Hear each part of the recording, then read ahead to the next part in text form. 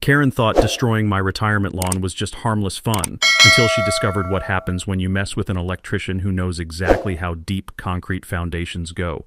For 3 months straight, this entitled maniac used my corner lot as her personal shortcut.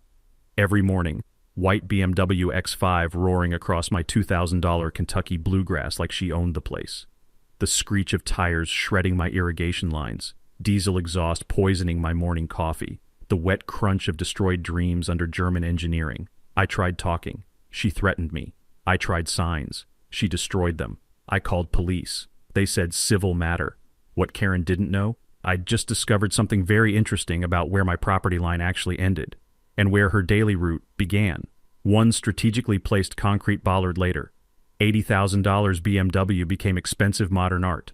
Criminal charges, divorce papers, public humiliation. But that's just the beginning of how this psycho neighbor destroyed her entire life. Tell me in the comments, what would you do if someone kept destroying your property? Drop a flag emoji below and let me know where you're watching from. Let me tell you about the American dream that turned into a 3-month nightmare. I'm Marcus Thompson, 52, union electrician who'd spent 30 years installing power systems in everything from shopping malls to hospitals.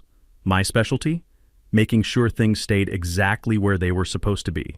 Concrete foundations for electrical poles, underground cable systems, permanent installations that could survive anything Mother Nature threw at them. After 3 decades of overtime checks and holiday bonuses, I finally bought my corner lot paradise in Millbrook Heights. Sarah, my wife of 26 years, was fighting early-stage Parkinson's.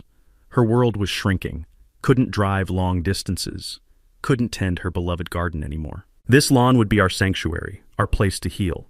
I dropped $3,000 on the works, premium Kentucky bluegrass, underground irrigation with electrical timers I wired myself, soil amendments that smelled like rich chocolate cake. Every morning I'd walk out with coffee, listening to the gentle hiss of sprinklers, watching something beautiful grow from nothing. Then Karen Whitmore decided my property was her personal racetrack. Picture your worst HOA nightmare, then add a BMW and multiply by psychopath. Karen was 48, with highlights that cost more than most people's car payments and an attitude that could curdle milk. She lived in the neighborhood's biggest McMansion. Think Vegas casino meets suburban excess, with her husband Derek, who owned Whitmore Construction. Here's the kicker. Derek's company built half of Millbrook Heights. Karen drove a white BMW X5 with the license plate Karen W, because subtlety was apparently illegal in her world. The first time I found tire tracks carved through my corner, I thought, honest mistake. Deep ruts through grass that hadn't even established yet, leaving behind the smell of torn earth and burning rubber. Day 2, same tracks, same time, same deliberate destruction. Day 3, I installed a security camera. Bingo. Every morning at exactly 7:47 a.m., Princess Karen would come flying around the corner, gun it straight across my property to avoid a 30-second detour, then speed off like she was late for a royal appointment. The footage was gorgeous, crystal clear evidence of someone who thought rules were for little people. So I walked over to introduce myself like a civilized human being. "Excuse me, Mrs. Whitmore? I'm Marcus, your new neighbor. I noticed you've been cutting across my... It's a free country." She didn't even look up from her flower beds. "Maybe don't plant so close to the road if you can't handle a little traffic." My electrician brain started calculating load-bearing requirements. "Ma'am, that's my property. I have survey stakes." She whipped around with a smile that belonged in a horror movie. "Are you threatening me? Because my husband built this neighborhood, I'm on the HOA board, and you're about to learn how things work around here. I'd be very, very careful about making accusations." The way she said "very" twice, like she was explaining physics to a 5-year-old. Walking back home, my work boots crunched on the gravel driveway with each step sounding like a countdown. Sarah was watching from the window, and I could see the worry in her trembling hands. That night, I pulled out my electrical code books and started researching. 30 years of installing permanent infrastructure had taught me something Karen clearly didn't understand. When you pick a fight with someone who specializes in making things absolutely, permanently, immovably stable, you better be damn sure you're standing on solid ground. Because I was about to teach her the difference between temporary inconvenience and permanent consequences. And Karen Whitmore was about to discover that when you mess with an electrician's retirement dream, physics always wins. You know what 30 years of electrical work teaches you? How to solve problems with precision and patience. That weekend, I made my first tactical move. At Tony's Hardware, I loaded up on low-voltage landscape lights, motion sensors, and enough weatherproof wire to illuminate a small airport. The familiar smell of copper and plastic insulation reminded me of countless job sites where I'd solved bigger problems than one entitled neighbor. If Karen wanted to use my property as her personal speedway, she was going to get the full Broadway treatment. I spent Saturday and Sunday installing what I privately called the courtesy lighting system.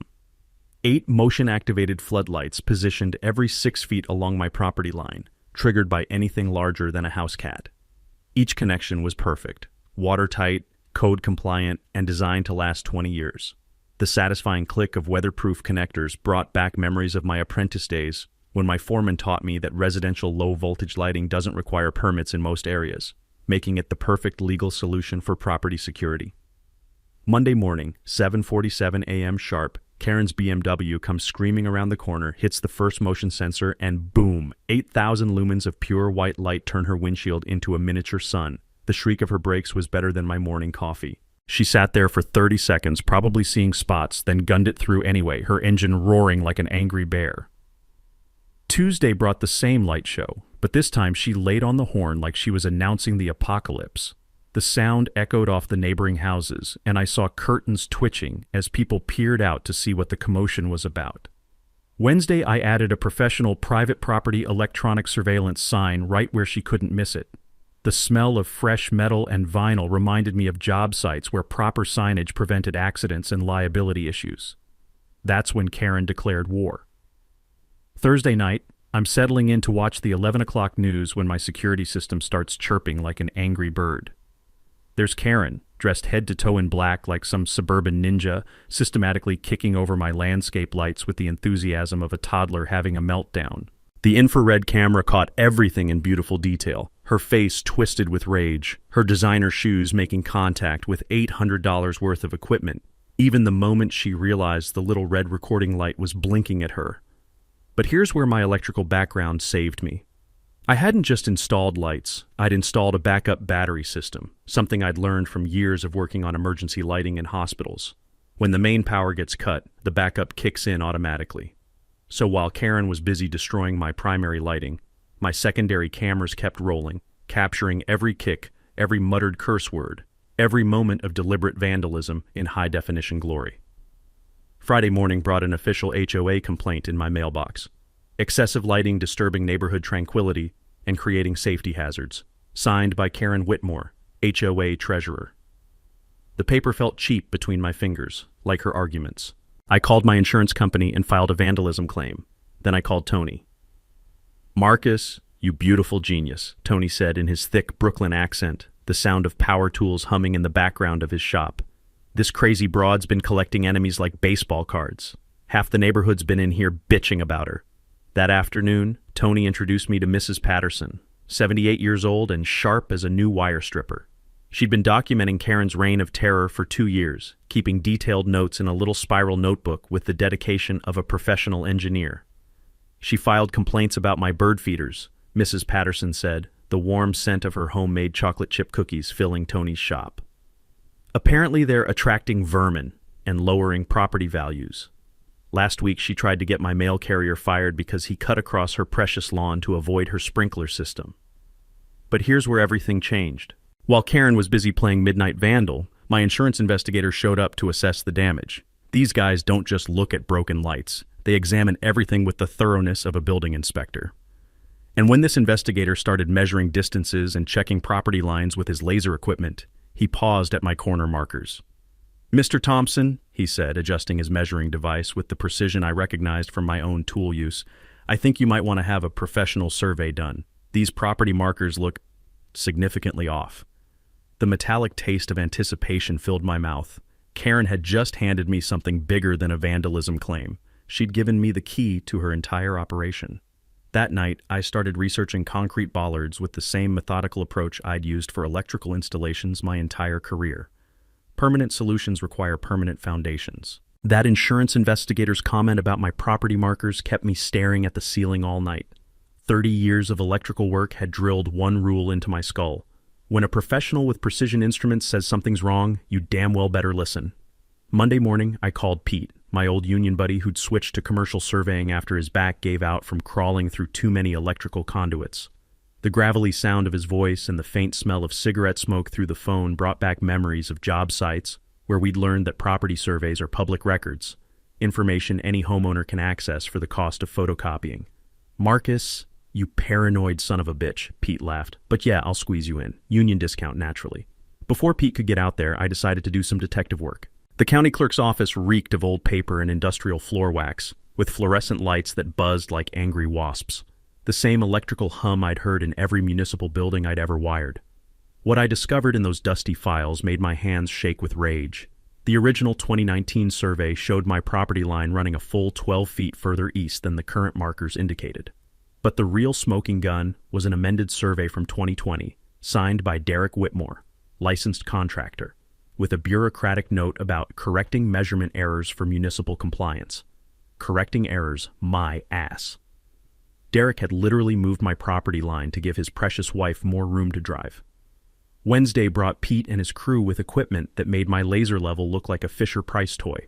The metallic click of their instruments and the sharp scent of spray paint reminded me of my own methodical approach to electrical installations. Measure 3 times, install once, document everything. "Jesus Christ on a cracker, Marcus," Pete said, rechecking his readings with the intensity of a brain surgeon. "You own 18 feet more than those fake markers show. This whole corner where NASCAR Karen likes to play, that's been your land the entire time." The surveyor's bright orange spray paint created a new reality across my lawn. Karen's daily shortcut wasn't just crossing my property. She was driving across nearly 20 feet of land that legally belonged to me. Every single morning for 3 months, she'd been committing criminal trespassing. But Pete's next discovery made my electrician brain light up like a Christmas tree.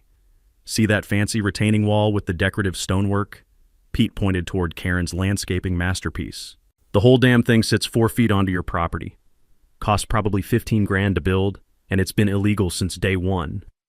I felt the same electric satisfaction I'd experienced when finally tracking down a short circuit after hours of methodical testing. Every piece of this puzzle was clicking into place with perfect precision. That evening, Karen must have spotted the survey flags, because she came clicking across my driveway in her designer heels like a one-woman invasion force. The sharp sound of stilettos on concrete reminded me of hammers on metal, aggressive and impossible to ignore. "What the hell is this?" she snarled, gesturing at the orange flags like they were personally offensive. "You can't just magically move property lines because you're having a breakdown about normal neighborhood traffic." I pulled out Pete's official survey report, the heavy paper crackling with authority. "Mrs. Whitmore, according to this licensed surveyor, you've been criminally trespassing on my property every single day for 3 months. And that gorgeous retaining wall of yours? Also on my land." Her face cycled through more colors than a traffic signal having a seizure. "That's impossible. Derek built this entire development. He knows exactly where every property line runs." I finished with a smile that felt sharp enough to cut glass. "Oh, he absolutely does. The original 2019 survey shows these exact boundaries. The mysteriously corrected version from 2020 has your husband's signature all over it." Here's where things got interesting. Instead of backing down, Karen stepped closer, her voice dropping to a whisper that somehow sounded more dangerous than screaming. "You stupid blue-collar piece of trash," she hissed, the venom in her voice hitting me like a slap.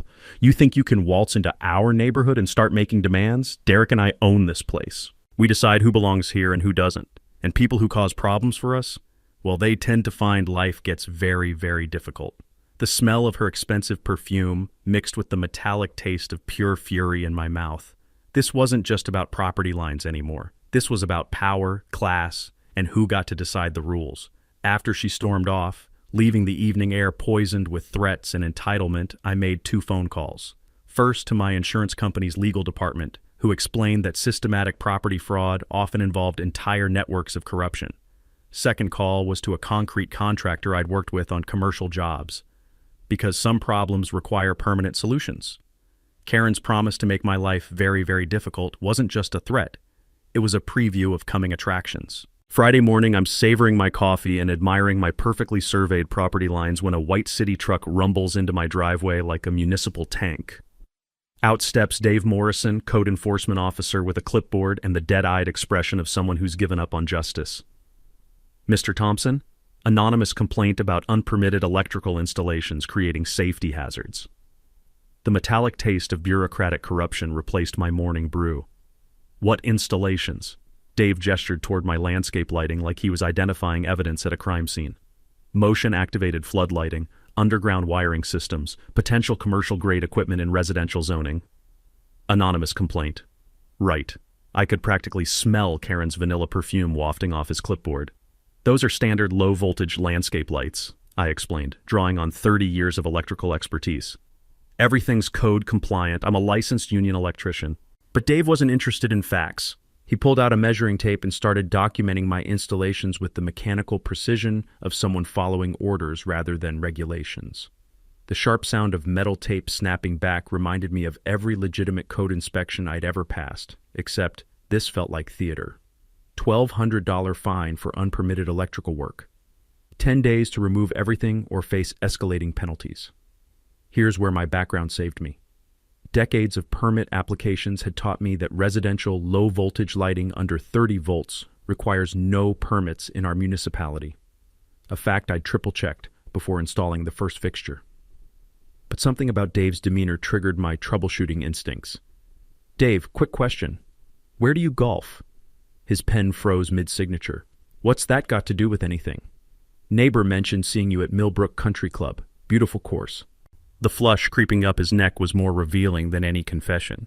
Millbrook Country Club was Derek Whitmore's weekend headquarters, where construction contracts got discussed over 18 holes and municipal favors got traded like baseball cards. After Dave drove off with his fraudulent citation, I called my old foreman Big Jim, whose gravelly voice carried 40 years of municipal building department experience. Dave Morrison's been struggling since his divorce, Jim explained, the sound of hammering echoing in the background. Word around the department is he's been accommodating certain developers lately. Bills don't pay themselves, you know.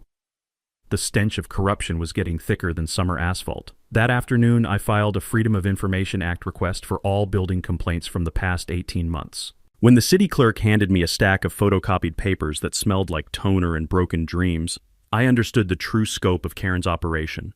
47 complaints, all signed by Karen Whitmore, targeting 19 different neighbors. Excessive garden decorations, unauthorized driveway modifications, suspicious property improvements, paint color violations.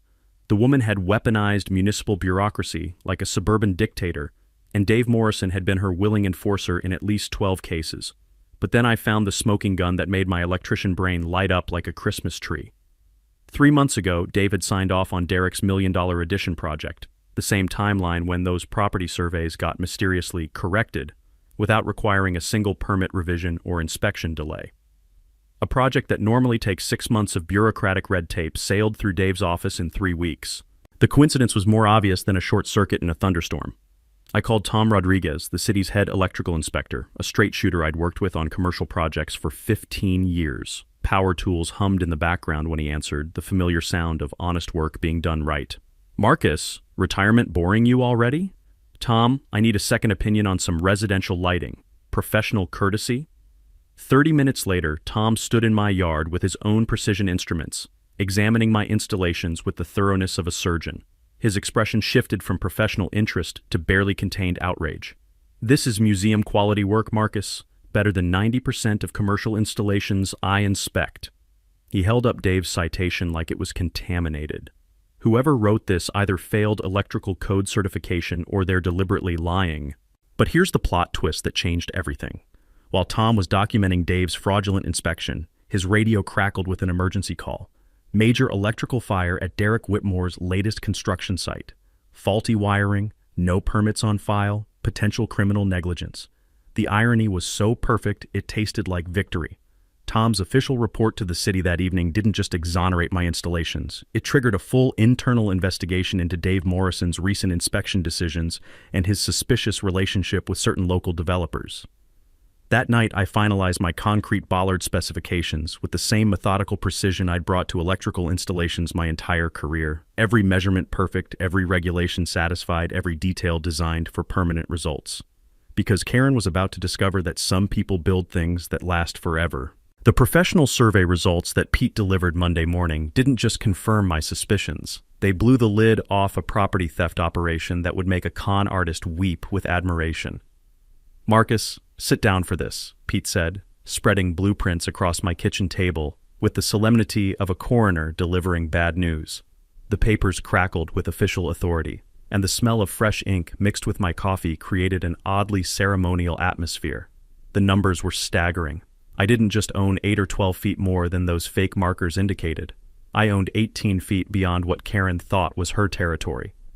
Her daily BMW shortcut crossed nearly 20 feet of my property while her precious decorative retaining wall sat 4.5 feet onto my land. But here's where it gets beautiful. Karen's husband Derek hadn't just moved my property line. He'd systematically stolen land from 6 different homeowners over the past 4 years, creating a spiderweb of fraudulent surveys that netted his family an extra half-acre of prime real estate. "Look at this." Pete pointed to the overlay comparison, his finger tracing the differences between original and corrected surveys. Mrs. Patterson lost 12 feet of her backyard. The Hendersons lost 8 feet along their side lot. Even that new family, the Garcias, got robbed of 15 feet before they'd finished unpacking. The metallic taste of pure rage filled my mouth. This wasn't just about my lawn anymore. This was about a systematic theft operation disguised as clerical corrections. But my electrical background had taught me something Derek apparently never learned. When you build on stolen ground, everything becomes unstable. And I was about to introduce some serious instability to Karen's perfect little world. See, 30 years of installing electrical foundations had given me expertise Derek never anticipated. I knew exactly how deep concrete bollards needed to go for maximum vehicle impact resistance. I understood load-bearing calculations, stress distribution, and most importantly, the precise placement that would turn a speeding BMW into abstract art. The legal consultation that afternoon confirmed what my gut already knew. Real estate attorney Sarah Kim examined Pete's survey with the intensity of a detective studying crime scene photos, the fluorescent lights in her office buzzing with familiar electrical hum. "Mr. Thompson, you have grounds for a lawsuit that could bankrupt the Whitmores," she said, her voice carrying the quiet confidence of someone who'd won bigger battles. "Systematic property fraud, municipal corruption, civil rights violations under color of authority. We're talking criminal charges and 7-figure damages." The sweet smell of victory was intoxicating, but I had a better idea. What if I wanted to install a decorative concrete bollard on my property? Purely for aesthetic purposes, of course. Sarah's smile was sharper than wire strippers. Decorative landscaping features are completely legal, provided they're installed within your property boundaries and meet municipal safety standards. That evening, I stood at my corner property line with a tape measure, calculating the exact spot where Karen's passenger side wheel tracked every morning at 7:47 a.m. The mathematics were beautiful in their simplicity. Physics plus precision equals permanent problem solving. My electrician's training had taught me that the most elegant solutions often look deceptively simple.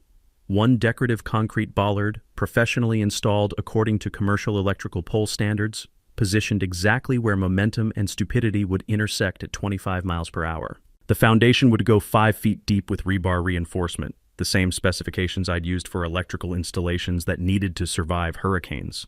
The bollard itself would be 42 inches of reinforced concrete with a decorative cap, perfectly legal and absolutely immovable.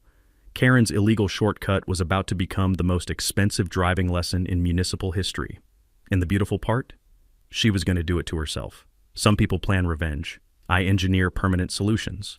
Tuesday morning, I drove to Industrial Concrete Supply with the same methodical approach I'd brought to every major electrical installation in my career. The warehouse smelled like cement dust and rebar, triggering memories of commercial jobs where foundations had to be absolutely perfect the first time. "I need a decorative bollard," I told Miguel, the manager who'd supplied concrete for half my electrical pole installations. "Residential application, but I want commercial-grade specifications." Miguel raised an eyebrow at my requirements.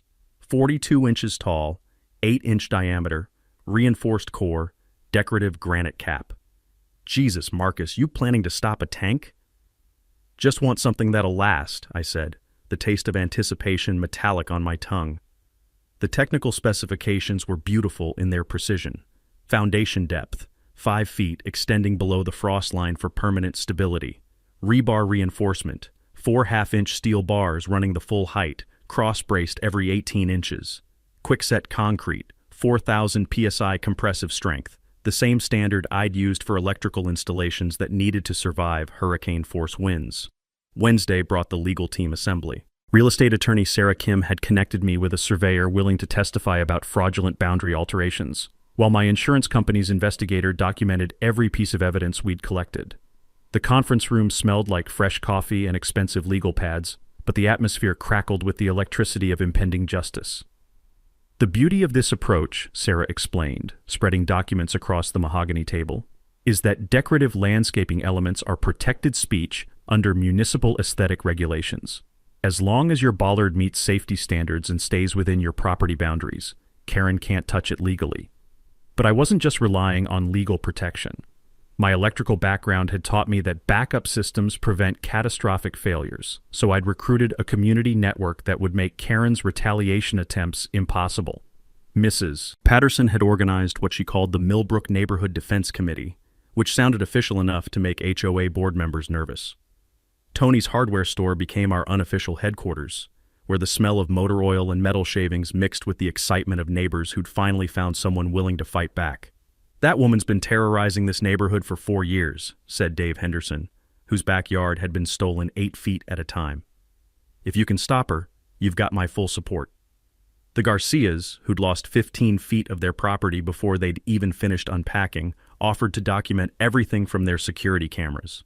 Jim Martinez volunteered his landscaping crew to help with the installation. Even the mailman, who'd been harassed by Karen for walking on her grass, promised to keep watch during his daily rounds. Thursday afternoon brought the precision installation planning that separated professional work from amateur attempts. Using a laser transit I'd borrowed from Pete's surveying company, I marked the exact spot where Karen's passenger wheel crossed my property line every morning. The calculations were poetry and mathematics: vehicle speed, impact angle, center of gravity shift, and the precise positioning that would maximize both damage and legal protection. The bollard would sit 8 inches inside my confirmed property boundary, positioned where physics and stupidity would intersect at exactly 7:47 a.m. My electrical training had taught me that proper grounding prevents system failures, and this bollard would be grounded so thoroughly that nothing short of dynamite could move it. Friday morning, Miguel's crew arrived with the concrete mixer that sounded like a mechanical dragon breathing life into my plans. The sweet chemical smell of quickset concrete mixing with water reminded me of every foundation I'd ever poured for electrical installations that needed to last decades. The excavation went 5 feet down, revealing the dark soil that would cradle my revenge for the next century. 4 pieces of half-inch rebar formed a steel skeleton that could stop a freight train, while the concrete mixture achieved the consistency of liquid stone. "This thing's going to be here when your great-grandkids are old," Miguel observed, watching his crew pour the foundation with professional pride. The bollard itself was a masterpiece of functional art: reinforced concrete core, decorative granite cap, and a small bronze plaque reading Maple Grove Memorial Garden, established 2024. To any casual observer, it looked like a thoughtful landscaping accent. To Karen's BMW, it would look like the hand of God. While the concrete cured over the weekend, I repositioned my security cameras for optimal impact documentation and placed attorney Sarah Kim's business card on speed dial. Every detail had been planned with the same obsessive precision I'd brought to electrical installations where lives depended on getting it right. Monday morning, Karen would discover that some problems require permanent solutions, and some electricians know exactly how to make things stick. Karen's vacation to Palm Beach ended Monday morning at exactly 7:47 a.m., marked by the familiar sound of her BMW engine revving with its usual entitled aggression. What she didn't expect was the decorative landscape feature that had sprouted in her absence like a concrete mushroom of justice. I was positioned at my kitchen window with fresh coffee and a front row seat to physics in action. The steam from my mug mixed with the crisp morning air as Karen's white BMW came screaming around the corner at her usual 25 miles per hour, following the exact trajectory she'd carved through my property for 3 months. The moment of impact was everything I'd calculated and more. Karen's passenger side wheel clipped my bollard at precisely the angle I'd engineered, creating a symphony of destruction that echoed off every house in the neighborhood. The metallic screech of rim against concrete, the explosive pop of tire meeting immovable object, the satisfying crunch of German engineering discovering American mathematics. Her BMW lurched sideways like a wounded animal, suspension components singing their death song as the wheel well crumpled against my perfectly positioned monument to property rights. Steam hissed from her radiator like an angry dragon, while her hazard lights blinked frantically in automotive distress. The silence that followed was broken only by the gentle hiss of escaping coolant, and Karen's voice rising in a crescendo of rage that would have impressed opera singers. "What the fuck is that thing?" I stepped onto my front porch with the casual satisfaction of someone whose morning coffee had just gotten significantly better. "Good morning, Mrs. Whitmore. That's a decorative garden feature. I installed it while you were away." Karen emerged from her disabled BMW like a fury rising from the underworld, her designer vacation outfit contrasting beautifully with the smell of antifreeze and burnt rubber. "You did this on purpose. You set a trap." "Ma'am, that bollard is 8 inches inside my property line, professionally installed according to municipal standards." I held up Pete's survey documentation, like a shield made of legal paper. "Perhaps you should consider using the public street instead of my private property." The transformation in Karen's face was spectacular. Confusion shifting to understanding, understanding morphing into pure rage. "You son of a bitch. This is going to cost you everything." But here's where Karen made her first tactical error. Instead of calling her insurance company or a tow truck, she called the police, demanding they arrest me for setting booby traps and attempted vehicular assault. Officer Rodriguez arrived 20 minutes later, his patrol car's radio crackling with the background noise of municipal authority. The smell of hot asphalt and Karen's increasingly desperate perfume created an oddly festive atmosphere as he examined the scene with professional detachment. "Ma'am, this appears to be a decorative landscape feature installed on private property," he observed, measuring the distance from bollard to property line with the same laser precision Pete had used for the survey. "Do you have permission to drive on this gentleman's land?" Karen's response was a masterpiece of entitled fury. "I don't need permission. I've been using this route for months. He can't just change the rules." Officer Rodriguez's expression shifted to the kind of patient exhaustion reserved for dealing with particularly dense criminals. "Ma'am, driving on private property without permission is criminal trespassing. The property owner has every right to install landscape features within his boundaries."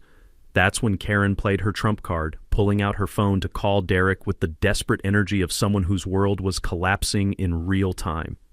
"Derek, get down here right now. This blue-collar asshole destroyed my car." But Derek's response, audible through the phone's speaker, wasn't quite the cavalry charge Karen expected.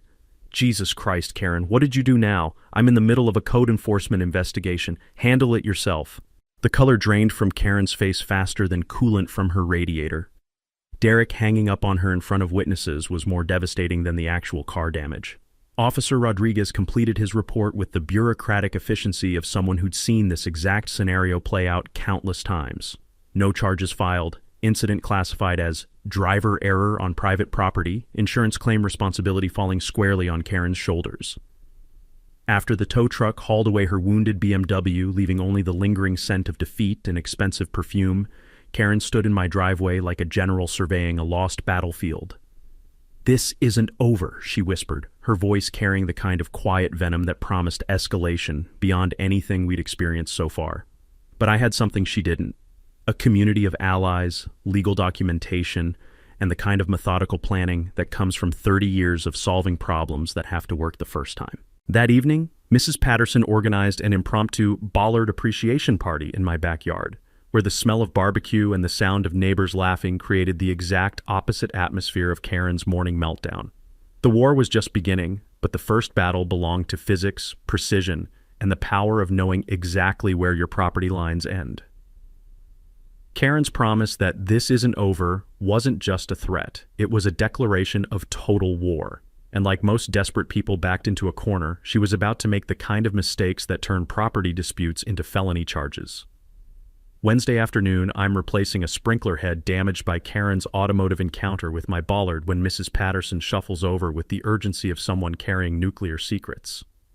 "Marcus, dear, you need to see this," she whispered, producing her smartphone with the pride of someone who'd finally mastered modern technology. I recorded Karen on the phone this morning. The video quality was grainy, but the audio was crystal clear. Karen pacing in her driveway like a caged animal, screaming into her phone with the kind of volume that suggested the person on the other end was either deaf or hiding. "I don't care what it costs. I want that thing gone by Friday, and I want it to look like an accident." Mrs. Patterson's arthritic finger scrolled to the next video.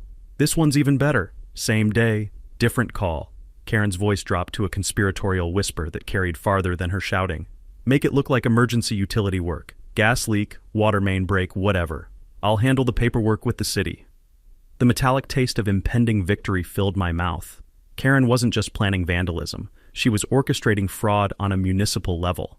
Thursday morning brought the first phase of Karen's master plan. A yellow excavator rumbled down Maple Grove Avenue with the authority of legitimate construction equipment, operated by a guy who looked like he'd learned to drive heavy machinery in prison. I called the gas company first. Hi, this is Marcus Thompson on Maple Grove. Do you have any emergency work scheduled in my area today? No, sir. Nothing on the books for your street this week. Water Department. Nope. No scheduled maintenance in Millbrook Heights. Electric Company. All our crews are working downtown today, Mr. Thompson. Strike 3. Karen's emergency utility work was about as legitimate as her property boundaries. But here's where my electrical background saved the day again. Years of coordinating with utility companies had taught me that real emergency work requires permits, proper signage, and coordination with multiple departments. Fake emergency work just requires a desperate housewife with too much money and no common sense. I positioned myself at my front window with my phone ready to record as the excavator approached my bollard like a mechanical gladiator entering the arena. The operator clearly knew this wasn't legitimate work. His movements were hesitant, constantly looking around like he expected sirens at any moment.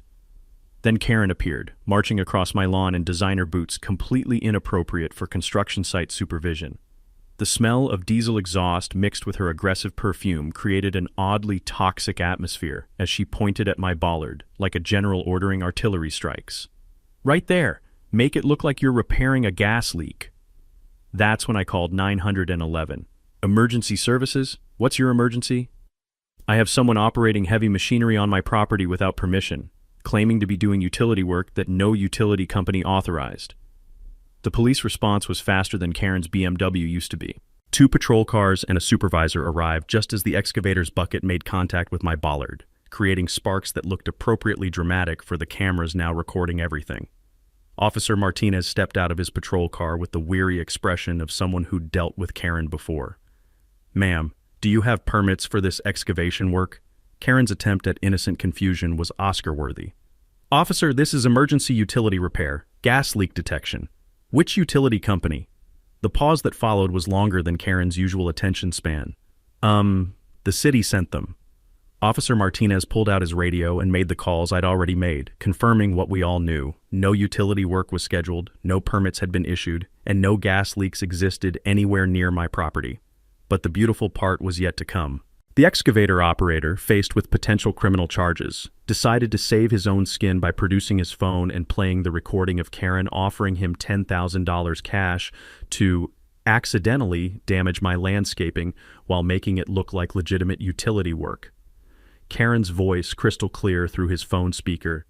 I don't care if it's illegal. I want that concrete monstrosity gone, and I want the old man to pay for it. The click of handcuffs around Karen's wrists was more satisfying than the sound of her BMW meeting my bollard. Charges included fraud, conspiracy to commit vandalism, impersonating utility authority, criminal trespassing, and attempted bribery of a municipal contractor.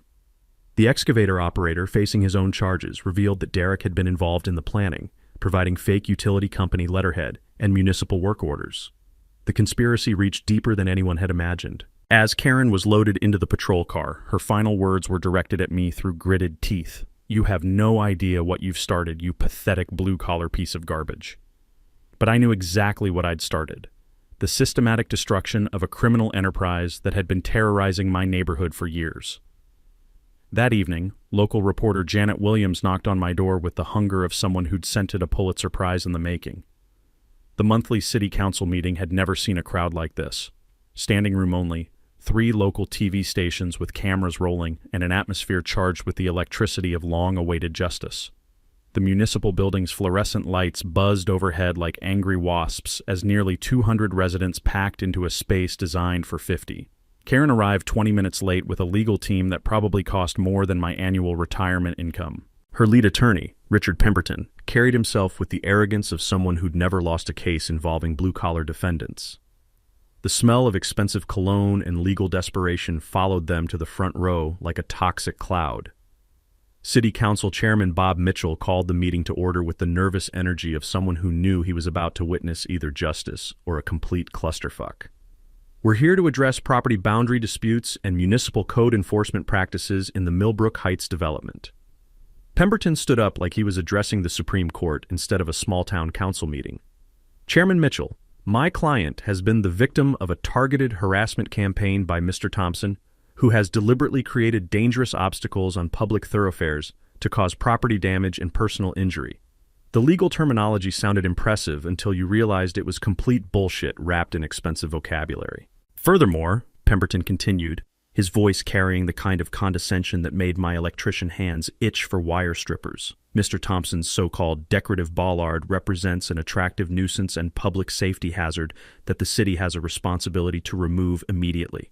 Council member Sarah Gonzalez leaned forward with the expression of someone who'd actually read the case files. Mr. Pemberton, are you claiming that a decorative landscape feature installed 8 inches inside private property boundaries somehow constitutes a public hazard? That's when Pemberton made his fatal mistake. The location of that obstacle was specifically calculated to cause maximum damage to vehicles using the established traffic pattern through the area. The courtroom-style murmur that rippled through the crowd was like thunder before lightning. Pemberton had just admitted that Karen's established traffic pattern involved driving across my private property. I stood up with the measured confidence of someone whose case was built on mathematical precision rather than legal theatrics. Chairman Mitchell, may I present evidence to the council? Attorney Sarah Kim had prepared a presentation that would have impressed NASA engineers. Property surveys, security camera footage, municipal code citations, and a timeline of criminal activity that painted Karen's operation as systematic fraud disguised as neighborhood complaints. The first exhibit was Pete's professional survey, displayed on a screen large enough for everyone to see. The collective gasp when the actual property boundaries appeared was audible throughout the room. Karen hadn't just been trespassing. She'd been stealing land from 6 different families for 4 years. As you can see, I explained, pointing to the overlay comparison with the laser pointer's red dot dancing across the screen. The Whitmore family has systematically altered property boundaries to benefit their own interests, while filing fraudulent complaints against neighbors who questioned their activities. But the real showstopper was the security footage compilation. 3 months of Karen's BMW deliberately crossing my property, followed by her nighttime vandalism of my lighting system, culminating in the excavator incident with crystal-clear audio of her offering bribes for criminal destruction of property. The crowd's reaction when Karen's voice played through the sound system, "I want that concrete monstrosity gone and I want the old man to pay for it," was like a dam bursting. Spontaneous applause, cheers, and someone in the back shouting, "Lock her up!" Councilmember Patricia Williams raised her hand for silence. "Mrs. Whitmore, do you have anything to say in your defense?" Karen stood up like she was ascending to a throne rather than facing municipal justice. Her voice carried the same entitled fury I'd heard in my driveway, but now it was amplified for everyone to witness. "This is a conspiracy!" she shrieked, her perfectly styled hair trembling with rage. "A blue-collar conspiracy designed to destroy successful people who've built this community. These people are jealous of what Derek and I have accomplished." The silence that followed was more damning than any guilty verdict. Karen had just revealed her true character to 200 witnesses and 3 television cameras. That's when FBI agent Patricia Rodriguez stepped forward from the back of the room like justice personified. "Mrs. Whitmore, I'm Agent Rodriguez, Federal Bureau of Investigation. We've been investigating municipal corruption in conjunction with construction fraud, and your case has provided valuable evidence for our ongoing inquiry." The color drained from Karen's face faster than coolant from her BMW radiator. "Federal investigation? Your husband's construction company has been altering property surveys across 3 counties, with municipal code enforcement officers providing cover in exchange for personal favors. We estimate the total property theft at over $2 million. Council Chairman Mitchell's gavel came down like a judge's sentence. The city of Millbrook officially supports Mr. Thompson's property rights and apologizes for any municipal code enforcement irregularities. All fines and citations against Mr. Thompson are hereby dismissed." Karen's final meltdown was worthy of reality television. "You'll all regret this. This whole corrupt town will pay for protecting this pathetic loser." As security escorted her from the building, the crowd erupted in applause that lasted longer than her marriage would. 6 months after the town hall meeting that ended Karen Whitmore's criminal empire, my morning coffee tastes sweeter than ever. Justice, it turns out, has a flavor all its own. Karen pleaded guilty to federal fraud charges in a deal that saved taxpayers the cost of a trial, but cost her everything that mattered. 18 months in federal prison, 3 years probation, and $53,000 in restitution to the neighbors whose land she'd stolen. Her McMansion sold for $90,000 below market value, every penny consumed by legal fees and victim compensation. Derek got 3 years federal time for contractor fraud and permanently lost his construction license.